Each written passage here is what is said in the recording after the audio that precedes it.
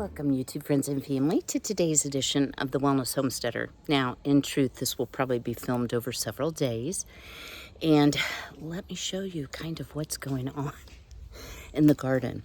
The girls think they're being extraordinarily naughty, so I don't have the gates up on my new garden fence, on my replacement garden fence, so they can still come in and out at will. But look at them all. Yeah, see them? But how gorgeous is this fence going to be, right? But in spite of having work done, I need to get some harvesting done. I'm really at the end, y'all. I still have peppers and I still have some herbs. So I'm gonna get busy harvesting and preparing those up for freeze drying later this evening. So I hope you'll stay tuned. All right, y'all. Got all of my herbs taken care of, and now you're not gonna believe this. I did a quick look through the garden to see what I had. Y'all, these are tiny red hots, and these are all jalapenos. This is my the second coming of the jalapeno. Oh, guys, let me adjust you a little bit. So I was trying to think of what I wanted to do because I've already made 2 batches of cowboy candy. And as you all know, it's really easy at end of season. You kind of are like, okay, I'm over it. I'm so over it. I'm really over it. I've got these soaking in just some Thieves fruit and veggie wash.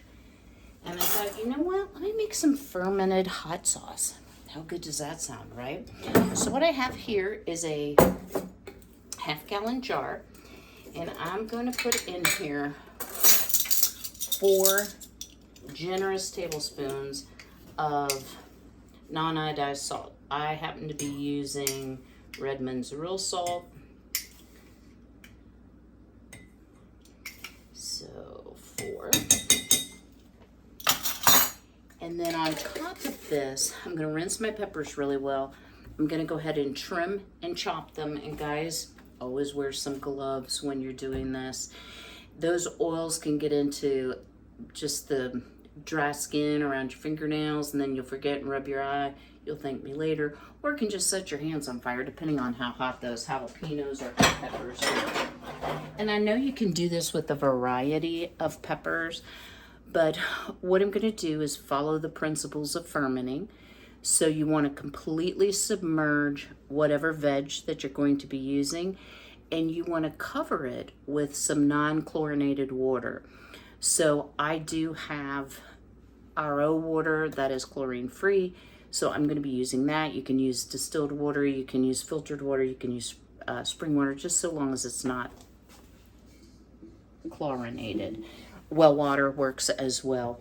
And I'm going to cover this completely to the top. So let me get those steps done, and I'll bring you back in just a few. All right, y'all.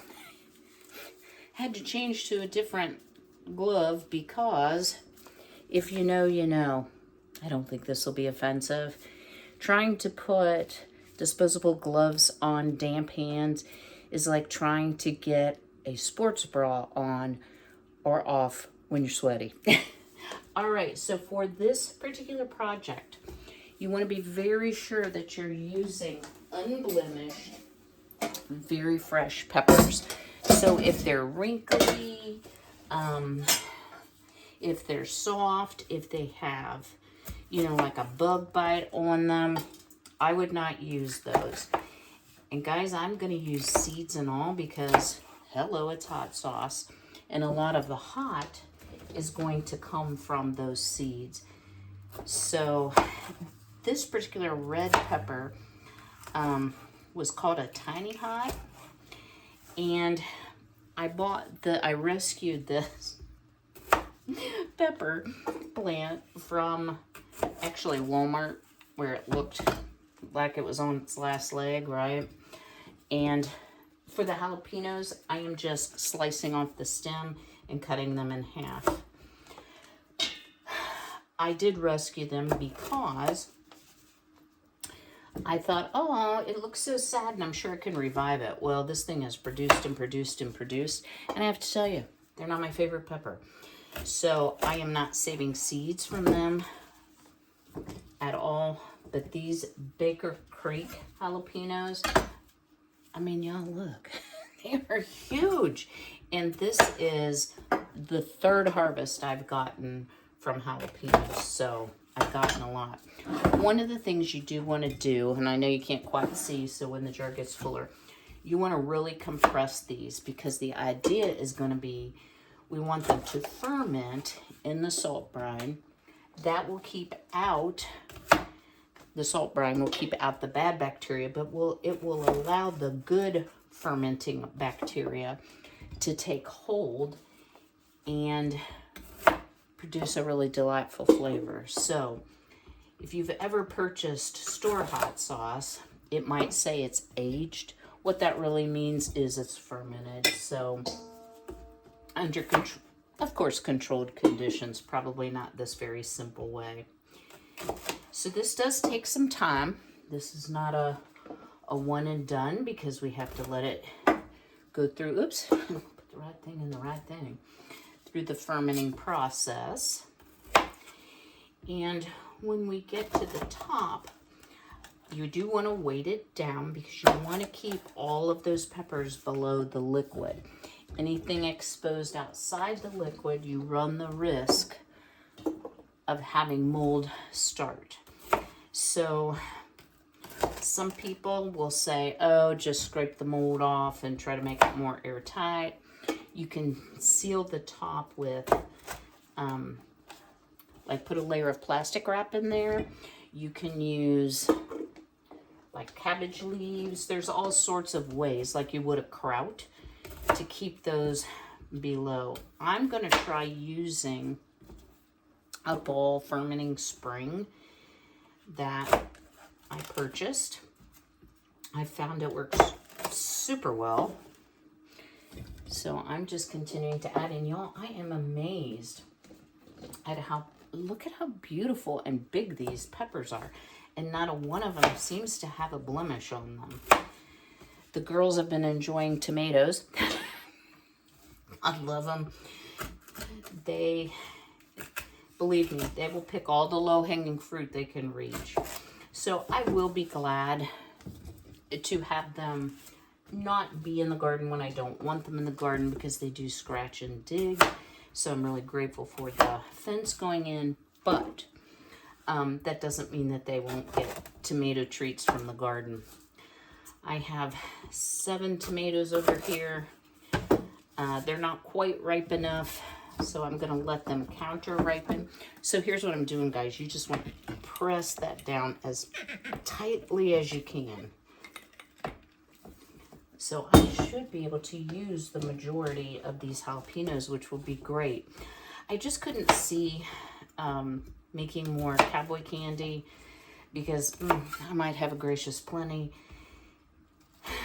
I have just some plain pickled jalapenos. I have freeze-dried jalapenos. So I was like, I need something different jalapeno. And I thought, I'm going to ferment them into hot sauce. And I've seen this done. Have I ever made this before, you ask? Why, no, I have not. So this will be something that we can learn together. I am so grateful for all of the information that is at our fingertips in today's world. If you have access to the internet, it's just amazing to me. I grew up in the card catalog days where you went to the information desk at the library and the researchers helped you look up things. And a lot of our information came from just encyclopedias, and if they were outdated, it may or may not be terribly accurate. So it's so nice to be so blessed to have access to all this information. So guys, also speaking of information, and I don't want this to come off as controversial, but I am going to share something with you. Woo, those are hot. Pardon me. You know, right now, there can be a lot of fear-mongering going on. You know, we're about to go into a presidential election year. Oh my goodness, y'all. You know, which can bring change. Don't disagree with that. So what I'm just going to say to you is don't breathe the jalapenos. Y'all do your own research. Don't let people who like to scare you make you do things that are not super logical. So just make sure you're well informed as an individual. I'm not going to call out any channels. That's not what I'm here for. But I can tell you, I watch with a grain of salt a couple channels and many times what they have to say. And this is not anybody I've ever mentioned on my channel. So please don't try to guess who. It can be super accurate. And you know what? Sometimes it's just like, it's clickbait. You know, it's just not terribly accurate. And I can say that because of following up with my own research. And then, you know, history, time passes and it doesn't come to pass and it isn't the way it was, and it can be misinformation. On the other hand, that one, we need to get that part up. It can also be very helpful for you because I do not watch mainstream news. It gives me anxiety. So I appreciate the heads up. So I at least have some search terms to go with. Okay, we are getting this done. We only have 2 little jalapenos left. Wow, couldn't do that twice if I tried, right? So I'm actually going to clean up the jalapenos and all the seeds that I have flung everywhere before I add a little garlic and kind of top this off. So I don't want to I've already breathed in enough jalapeno oil, so let me get this cleaned up and I'll come right back. All right. Stay tuned. So I have added the equivalent of about 3 cloves of chopped garlic. And when I compress my peppers, they are covered in liquid. So this is a ball fermentation device, and you screw the lid on. It's just a spring. I see I need just a touch more non-chlorinated water, and that could be simply just because some of the air bubbles. Isn't this pretty, y'all? The reds are at the bottom. Doesn't that look lovely? So you can use a pickle pipe, you can use a vented lid. I'm gonna use this one. So Ball makes lids to go with these springs so that you don't have to come and vent it every day. Well, let's say you don't have that. You don't have a vented lid or a pickle pipe. I'll have to wash this, but let me show you what I've got here. So this is just a plastic lid. Now, if I would use that, I would have to check it. And the most active period of fermentation is between week 1 and 2. We're gonna put this out of direct sunlight. I'm gonna stick it in my pantry. I'm gonna monitor it on the daily. If you see here, I put the date on it. You can ferment this between 1 and 2 weeks or up to 3. I will probably do closer to 3 because I like the flavor of a highly fermented hot sauce. And that's just a personal preference. Just for some reference, and I switched out the lids here. My word, can you make it a mess? This is some pickled radishes that I did early summer, and they're still delicious. So that's another advantage. Of course, they've been refrigerated. I think of fermenting fruit, not only is it really fruit. Yeah.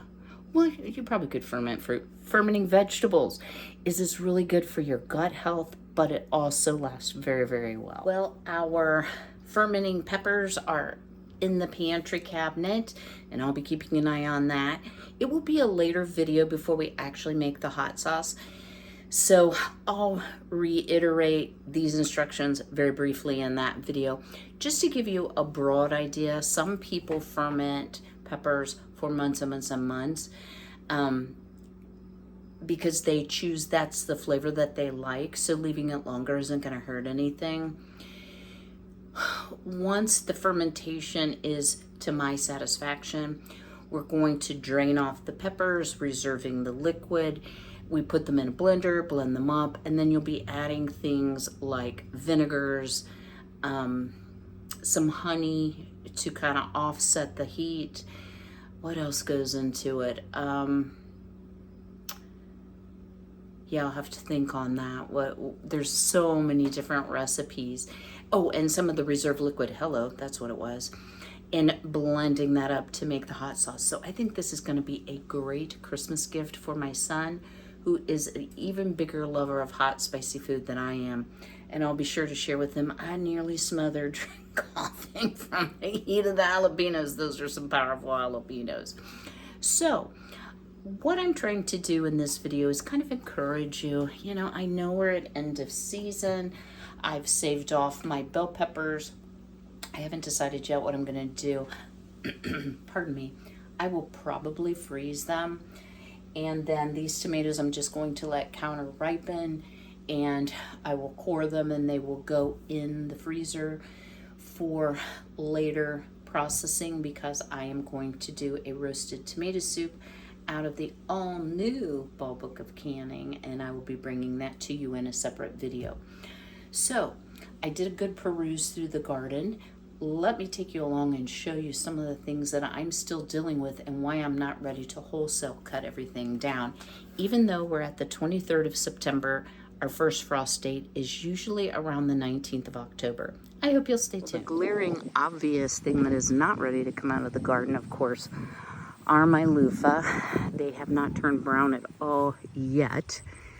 And I was hoping, let's see if I can show you one, there we go, that they would start to turn brown.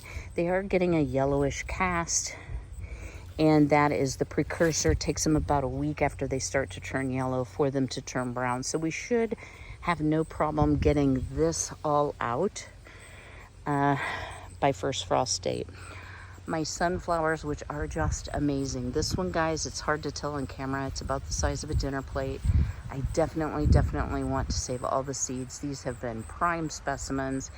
And if you look here, how strong and how large the stalk is. So I think these will make it. The birds may get a few, but we'll hope not. Although I don't mind sharing. Over here is my pepper bed, y'all. Let me come around. And I thought after I harvested jalapenos today, well, maybe it's done. But I have to tell you, there were quite a few jalapenos not ready. And then over here, y'all, look, I have all sorts of bell peppers. So those are California Wonders. So I'm going to leave that. I have my second batch of mint and lemon balm, which I will cut back one more time. I've gotten all I want. My tomatoes are looking pretty sad. So I will likely pull them very soon. This one is still very green, but guys, I found that they still will vine ripen. But most of the tomatoes are finished. I still have all these lovely zinnias. I do not want to cut those back. So it is not ready. Let me crawl over here, the old fence. Yeah, see, there's still tomatoes here. And here, and that was volunteer. These sunflowers, I've gotten all that I've wanted, and I've been letting the birds have at, as you see. They've been snacking, so I'll leave those for a while. But they could actually be cut down anytime. And these zinnias are still doing really well. So I'm going to leave those. This bed is now empty. And then if you look over here, this was a non-prime specimen Mama sunflower.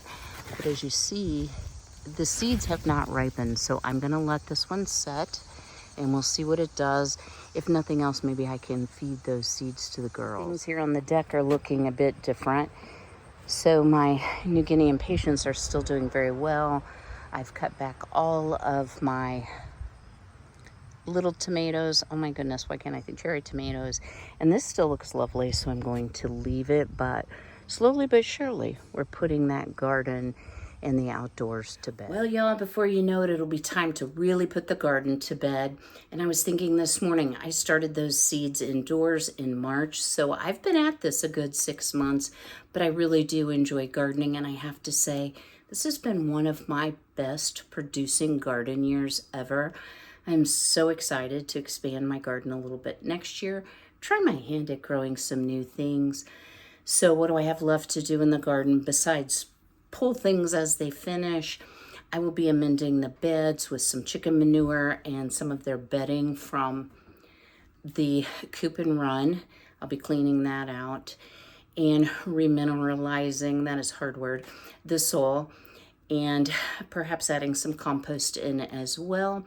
And then we would just let it sleep for the winter and have a much deserved rest, and we'll start all over again early spring. I hope you've enjoyed today's video. If you would do me a big favor, go ahead and smash that like button. Drop me a comment below. I'm in zone 6A. What zone are you in, and where are your gardens at this point in time? Or if you don't grow a garden, what are you seeing in fields as you pass? Are they about done? I know that the corn is definitely ready for harvest here very soon, and a lot of the soybeans as well. All right, I will see you all very soon, but until then, be healthy, be well, be blessed, and take care.